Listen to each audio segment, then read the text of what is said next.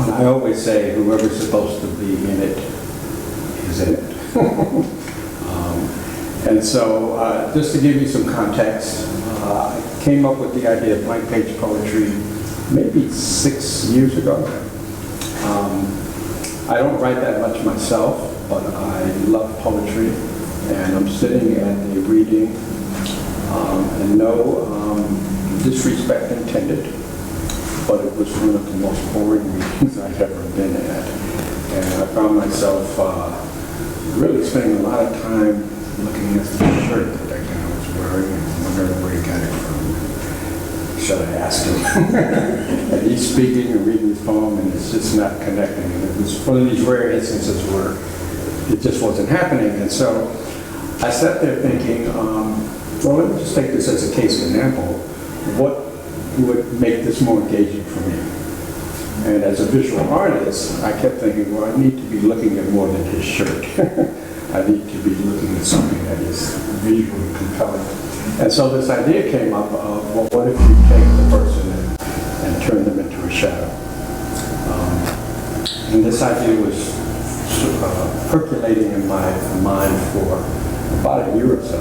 And then I got together with this group called Spitfire Poetry in Savannah and figured, okay, it's about time now to get it out of my head and see what it looks like.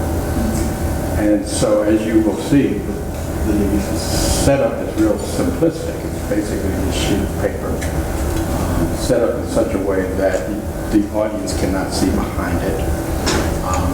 And so we did a first performance. And it was a small space, but it was filled. And people were just like really moved by it, as was I. It seemed to really have something going for it. So I did it a couple more times, and then we sort of went big by doing it at the Judson Museum, which is the key museum in Savannah. Standing room only crowd. I then got together with a choreographer that I know in Savannah, and we began to integrate dance segments into it. And each time I do it, it takes on it sort of expands a bit. But I like to keep that expansion slow, because people have been saying, well, wow, what if you use colored lights and this, that, and the other thing. And you know, it's the purity of it that I think makes it so impactful. And what always happens with blank page poetry, which I really enjoy, is that it's very site specific. In other words, the performers are all local. And the theme is based on issues that are pertinent to the community in which it takes place. So that not only the cultural, political issues, but the geographical issues as well. And so with this one, after talking to people, Marcus and others, gentrification seemed to sort of be the constant thing that everybody spoke to. But my sense is gentrification has a lot of different layers, literally, and all too often I think we get caught up in the contemporaneous notion of gentrification. The neighborhood that I live in Savannah is in the beginnings of gentrification. It's currently a predominantly low-income black community. But I'll have people walk up to my building and talk about how their grandmother had a pet supply store. And they and their grandmother were Jewish. So that black community that's now on the threat of being transformed exists in a place where a Jewish community was that was transformed. And if you start tracing that back, you know, we've got layers and layers of different cultures. So I didn't want the performance to be strictly about gentrification in that political sense. So the theme is Legacies Disrupted. And that opens it up to a lot more things. And yeah, I'm ready to listen to some verbalization of these words I've been reading on the laptop and printed out. So why don't we go around and reach a poem. let people come to that. So we just call this, I call this Emmanuel. We ask the red bottle brushes blooming off the back porch. We ask the woman who is singing and writing parking tickets. We ask the colossal white blossoms of the magnolia tree. We ask the cashier named Wilnetta at the Harris Teeter. We ask the cedar waxwings swarming the hollyberries. We ask the new baby, Helena Wren Silverman.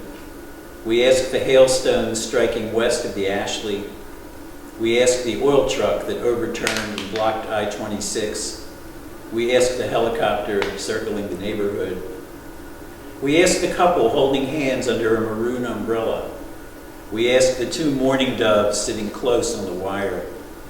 We ask the cardinal who placed a millet seed in his mate's mouth. We ask the aviator's sunglasses forgotten on the porch table. We ask the smudgy smoke of the citronella candle.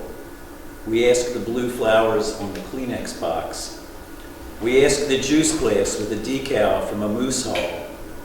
We ask the first brown clutch of leaves in the green of the pin oak. We ask the empty hammock on the porch next door. We ask the crow we thought was an eagle until he cawed. We ask the green anole who hopped on a branch and turned brown. We ask the hawks whose chick refused to leave the nest. We ask the loquat tree that didn't blossom and fruit this year. We ask the mutant sunflowers sprouting under the bird feeders. We ask our neighbor whose throat is healing from radiation. We ask the house finch in the sconce with his eye crusted over. We ask the little boy who played dead under the pew. We ask the mockingbird who sang for 5 minutes before starting over. I live in Charleston, South Carolina, where church steeples and cranes look over us, and multicolored houses house live-in servants, where fast-rising hotels rise above slow-moving clouds that cast floods on the corner of America Street, where parades of one color get one day to celebrate, then hide in the shadows of gentrification. Hide in the shadows of gentrification. Can I see the thing? I can't. Oh, I feel better already. Yeah, I just did this poem up on stage, and it's easier in front of people. Yeah, it's easier to do on. That's really funny. Oh yeah, where Gullah cuisine is too expensive for Gullah people.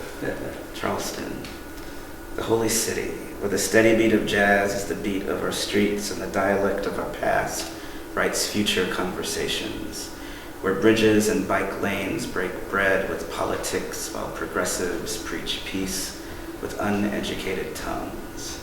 And the angel oak tree is young compared to our vanity, where $16 burgers are sold in the middle of a food desert while every community wants a piece of the pie.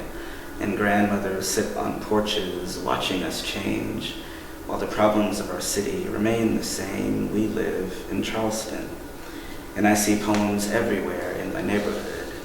They write themselves, stumbling through winter's relentless stare and blinded by the bluntness of spring. They surround you before you slip into the sweet darkness of the sour night, sorting through a history of scrambled words. I am the tongue-tied baby of the family, the wide-eyed wanderer who finally found a home, walking past the broken-down buildings that hold the streets together and having real conversations with America, admiring her ball gowns down one-way streets while washing off the doom of her repugnant perfume. I see poems everywhere in my neighborhood. They are the graffiti artists of the sky, the glowing conversations written in the stars, the phone numbers typed in the cell phones, the endless puddles of alcohol that linger like rain in an unholy city, looking for God amongst the ghosts within. Yes. Merlot, skin blue like Bordeaux Cabernet, a Madagascan brown, summoned by English Mark Catesby working for the Crown, scouting for a guide while Carolina bound, spotted Merlot, gathering berries to make plants for a ritual blue moon. Villages on the Indian Ocean revered night skies in radiant bloom. How do you say, New World people? Comment dites-vous les gens le monde nouveau? Merlot replied. Très bon, follow me, said Catesby, on a tour to explore animals, birds, plants, and trees. Regardez, cherchez l'aigle. Look for the great eagle, Merlot asked. French, the lingua franca of learned men, Merlot joined the Englishmen in the summer of 1729. Merlot, arrayed in colors and feathers of a summer sun, boarded ship and paid a king's ransom. He braved the new world as Catesby's guide. He taught Englishmen what a new world provides. Merlot saved their foreign hides. Black cumin seed oil, berries, clay, roots, and leaves, indigo dye, and pokeberry juice to make inking lines. Elders' blessings Merlot learned as a child, applied when wet, but dried by the sun into permanence. Each tribe they met, traversing the land, Merlot kept Englishmen close at hand wearing symbols of native scouts. He knew the symbols of brethren. He saved the tribes from death by a gun. Merlot's spirits saved Englishmen, even as they decimated sacred mammals and trees, feeding thirst, hunger, and unknown disease. Merlot showed them herbs and honey, killing white spot infection, antiseptic bee pollen for daily protection, rum-seasoned coconut shells. Merlot saved English scavengers from soulless hell. Laudanum, morphine, a useful painkiller. Calomel, mercury, kills poisonous infection. Camphor, leaf cuttings for fever. Poultices of cayenne mustard, tobacco, hot pepper, vinegar enemas, opium suppositories, flush bile, clear digestion. Laws of opposites do not apply in divine order. Merlot kept Englishmen alive. The Crown boasted, "The journals Catesby has wrought are New World marvels by naturalists sought, illuminated renderings of New World thought," scoffing the wisdom of oral tradition. Merlot returned home to his resting place. Cheeks were sunbeams of western sunsets. Hair was silvered with petals, feathers, and shells. Bones were salty as flotsam at sea. Memories of a new world were destined to be the sprinkles of stardust on rare blue moon glow. Merlot, young sage, led Catesby to document and know. Ancestors call Merlot home for reward. Everything temporal passes away. Merlot basks in the colorful glow of l'histoire naturelle. You ready? All right. My first time, 1973. Southern virginal white teenager. Places hand on doorknob, shaking a little, praying to do it right. Entering the world of Mr. X. Ready to flee. He's a black man, she thinks. My granddaddy would die if he knew. I'm your student nurse, she croaks. No comment has he, looking away blankly. He scratches his arm, where disease has sprinkled a white, dry frost that itches and burns and wakes him at night. Slowly running warm, soapy water, she sees the girl in the mirror, hair up, starched nurse's cap, seersucker uniform, looking the part, steels herself. Soft cotton cloth mitt formed on hand, trembling she begins, softly face first, legs, arms, and a quick swish swish to the most intimate areas. Somebody's baby once, soft, fresh skin, loved and cherished, wrecked by the years, choices good and bad. Now soon to die alone, she wants to ask, are you scared? Instead, white hands spread lotion in circular patterns on his dark brown back, hard contact. And hears a barely whisper, thank you, nurse, as she shuts the door. Forged thread of courage, it remains a strong wire, twisted for confidence when it comes to fears, confronting differences on the journey to caring. That's a good segue into my poem. Healing. Healing.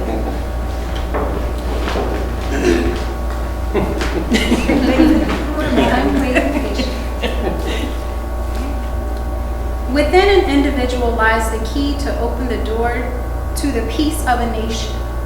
Many of our rooms hold a whirlwind of fear and confusion, even as we enter each day with the imitation of false pleasantries, the door remains shut. A mask worn to protect our hidden truths, as our representative holds the distaste of daily life in the secret chambers of our heart. If our soul was revealed and past damaged goods can be removed and reborn to a healthy sense of self, allowing light to seep through and shine as the angels intended us to do, the mask would begin to fall off and the awakening could produce love, but not before the harsh realities of our wide eyes lose sight of the unseen hate that simmers beneath the flesh, and the wounds can be opened to embracing the pain that affects us all. Unlocking the door to our rebirth is pivotal to our divine connection to God, our divine connection to one another. All exposure to hate must be rejected at the highest level and ingrained into our youth, taught to them as easily as ABCs and 1, 2, 3s, as simple as I cry when I hurt and I smile when I'm happy. Healing begins when we start holding family, work, school, community, business, corporate, executive, and presidential gatherings, even conventions, summits, workshops, and forums, all centered around the rebuilding of an authentic life of equality, respect, and appreciation, with the goal of living a life of freedom for all individuals on planet Earth. This is our anthem. This is our healing. What nameless and untamed eventuality enshrines the rhythm of this rising tide, blending lyrics to the dissonance of bygone days, while festooned in a mosaic of diversity exploding into blue. Yet there are moonstruck moments when the tyranny of the tide begs questions of the ever-shifting identity of the shore, asking how many long-standing communities have come and gone, homes filled with loving, now stripped of song. How many names, lives, means, and dreamers placed at the mercy of political schemers? And how much more misery might our hearts contain? Can our music sustain? Shall we now poetically proclaim in words as well as shadows? And how many voices, including your own, shall it take to imbue these legacies with due respect? We, the inhabitants of this low country living, in order to invoke a more sustainable union, embrace the memories of the heroes been and gone, while exulting in their fury, raging forcefully from across the sea. Hugo, aka Hosea. Matthew, better known as Emeridane. Irma, renamed Iona. Maria, consulting with Yemenia, the proxies of a natural disorder. Wave upon wave, the rising tide, receding, lays bare the raw earth reality of those who initially came to inhabit this land. The Pusabo, among the first to be gentrified out of existence. As century upon century, our needs have declared the self-assigned authority to claim, to inhabit, to rename in denial the homesteads of those who have come before. Dig deep and you will rediscover the striated history of bones and detritus piled layer upon layer, of the toys and joys of previous new beginnings, of the dreams and blood and sweat and sacrifice that once occupied the foundations of these places we knew as home. For therein lies our unambiguous identities, clear-cut as diamonds, compressed through the pressure of needs upon needs upon needs, disregarded.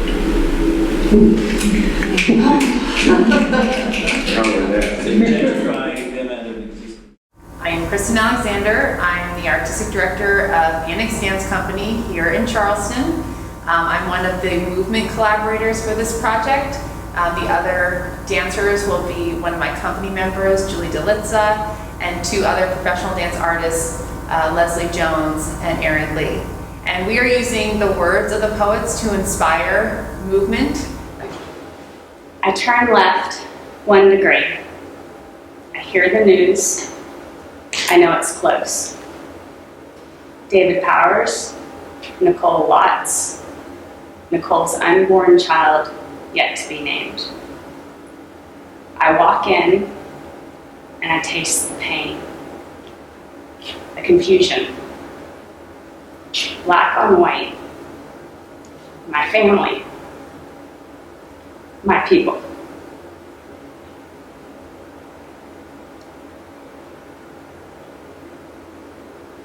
Sorry. Just breathe.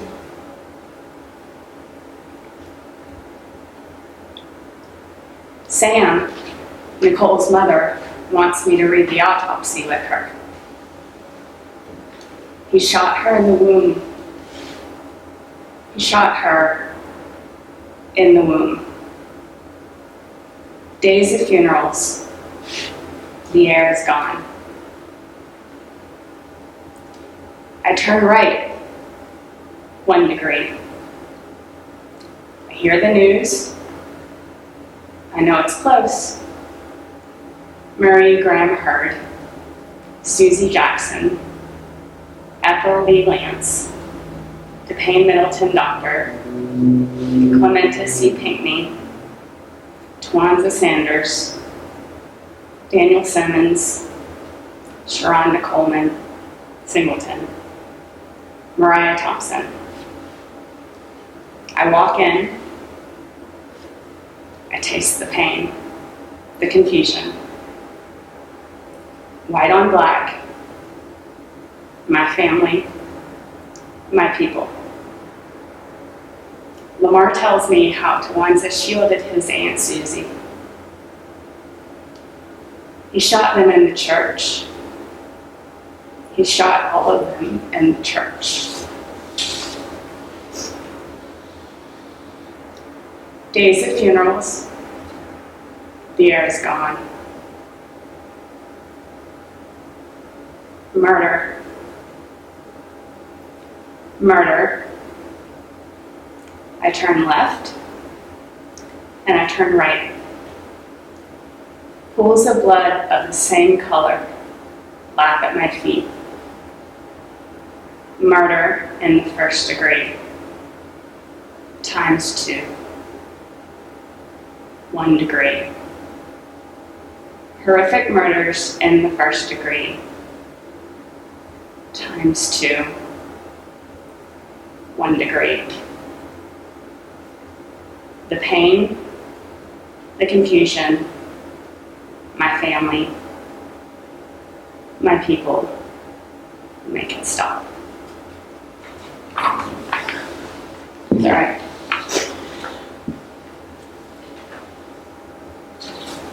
There she is. So powerful. Sorry. No, please, like, just to hear the emotion and to understand, to watch your connection, I think that's really, like, really moving. created in the moment based on what we maybe have just heard or how we're feeling about dancing about each of the poems. I turn left 1 degree. I hear the news. I know it's close. David Powers, Nicole Watts, Nicole's unborn child yet to be named. I walk in and I taste the pain, the confusion. Black on white. My family. My people. We've created phrases from the words, we've created improvisational scores from the words, and so some of what you'll see during the show will be set movement and others will be movement in real time. This challenge of dancing behind the screen has definitely prompted a lot of conversation about what the movement is going to look like in shadow, where we're placed, what we are in relationship to one another, and we're really excited to play with the lighting options. We as dancers always feel like you get something from movement in a studio, but there's something magical that happens when it becomes part of the theater, and this is just another added element.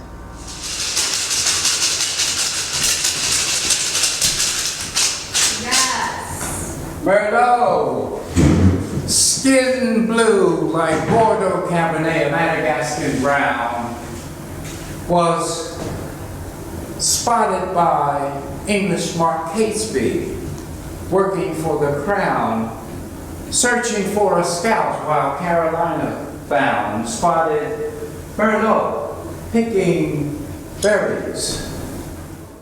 Well, my name is Ty Collins. I come here. I am originally from Philadelphia. I'm a retired educator. I currently work for the Middleton Foundation as an interpreter. I actually am one of the Middleton descendants. Okay, I'm Ed Gold. I'm from Baltimore. Moved down to Charleston about 8 years ago with my wife, Amy. And we live over in Ansonboro. I'm a writer, I'm an editor, I train people to write, and I'm a poet. Painting the porch ceiling, sprucing up the pale blue to fool the haints. For years the haints have not been fooled. They snicker at the dinge and float right in, but by tomorrow the spirits of the dead will look up and see blue water, which it is said they cannot pass through. Isaiah takes one last hit off his joint, stands up from the railing, puts on his plastic mask, and reaches up to spray DCL012 Gullah Blue. I'm Dr. Melanie Kaysen. I'm from Columbia, South Carolina.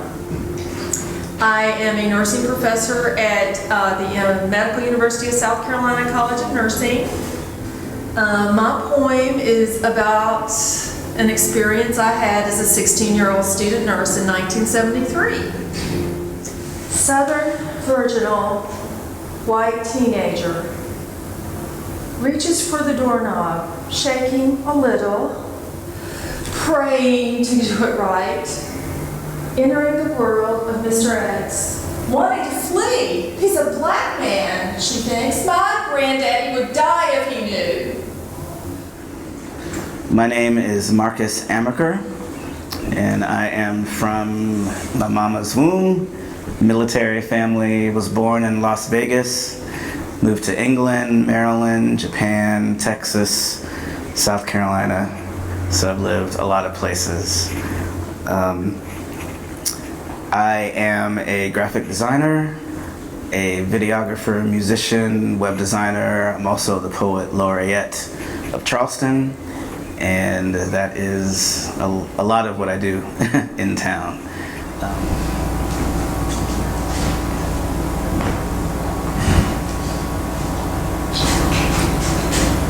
Charleston, South Carolina, where church steeples and cranes look over us and multicolored houses house live-in servants, where fast-rising hotels rise above slow-moving clouds that cast floods on the corners of America Street. The poem that I wrote is a reflection of Charleston as I see it and as things change in the city. I felt like writing about it in a way that people will really understand the city. My name is Hafiza Yates, and I am from Charleston, South Carolina. In my work I'm an outreach coordinator for People Against Rape. My poem is about healing. And the poem talks about how individuals process their thoughts and emotions on the inside versus what they present to the world. Healing talks about being unafraid to display your actual, true, authentic self with one another.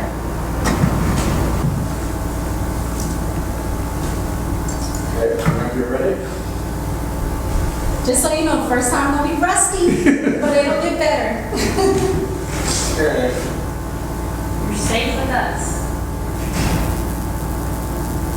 Within an individual lies the key to the peace of a nation. Many of our rooms hold a whirlwind of fear and confusion. Even as we enter each day with an imitation of false pleasantries, the door remains shut.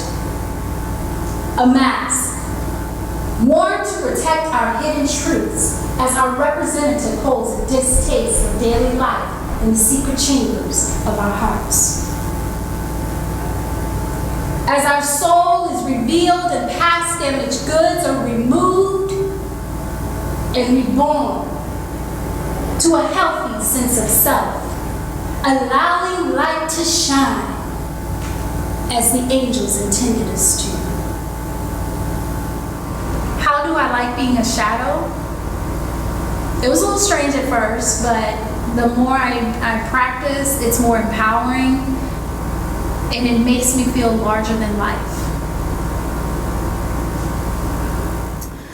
How do I like being a shadow?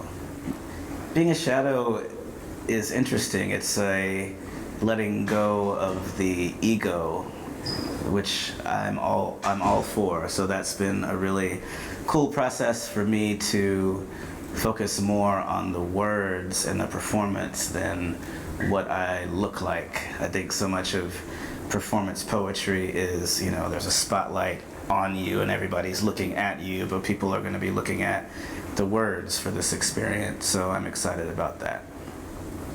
I love being a shadow. It allows a large degree of freedom and an expression and a loss of inhibitions. And it also illustrates the point so much better than just standing at a podium reading it.